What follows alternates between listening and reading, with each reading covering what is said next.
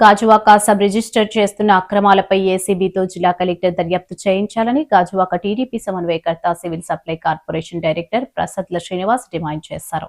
మంగళవారం గాజువాకలో పార్టీ కార్యాలయం వద్ద ఆయన మీడియాతో మాట్లాడారు.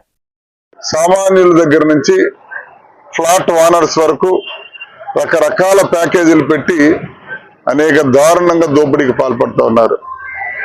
సాక్షాత్తు ఈ మధ్య కాలంలో ఒక మిత్రుడు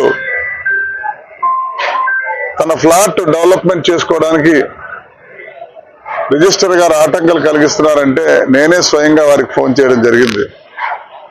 అయ్యా, ఇది జెన్యూన్ ఉంది, కొంచెం సహకరించేయమని అంటే పార్టీ ఆఫీస్ నుంచి వచ్చిన కాల్ని కనీసం గౌరవించకుండా వారి దగ్గర మరి ఆయన పేరు చెప్పుకునే ఒక డాక్యుమెంట్ రైటర్ ₹1,00,000 వసూలు చేసి రిజిస్ట్రేషన్ పాల్పడి తర్వాత దాన్ని రిజిస్టర్ గారు సమర్థించారట. అంటే ఆ బిల్డర్ గారిని ఉద్దేశించి నీకు లౌక్యం తెలియదువై ప్రజాప్రతినిధుల దగ్గరికి వెళ్తే ఇంకా డబుల్ అయిపోద్దని చెప్పాడట. ఎంత దారుణం అండి. నేను ఇప్పుడు పల్లా శ్రీనివాస్ గారి సారథ్యంలో ఎప్పుడు కూడా నీతివంతమైన సమర్థవంతమైన కార్యక్రమాలు జరుగుతాయి. ఏనాడు కూడా పరిధి దాటి వెళ్ళిన వారు అధికారులు కూడా పారదర్శకంగా మరి పనిచేయాలి. కానీ ఇక్కడ ముఖ్యంగా గాజువాక సబ్ రిజిస్టర్ గడిచిన 2 ఏళ్లుగా అనేక ఆరోపణలు ఎదుర్కొంటూ ఉంటాడు.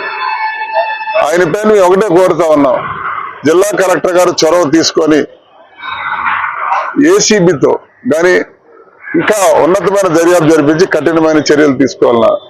వీరిని కూడా కొంతమంది 10 గంటలు కూడా ఫాలో అవుతూ అంటే ఈ స్థాయి కాకపోయినా అక్కడ కూడా అనేక ఇది జరుగుతున్నాయి.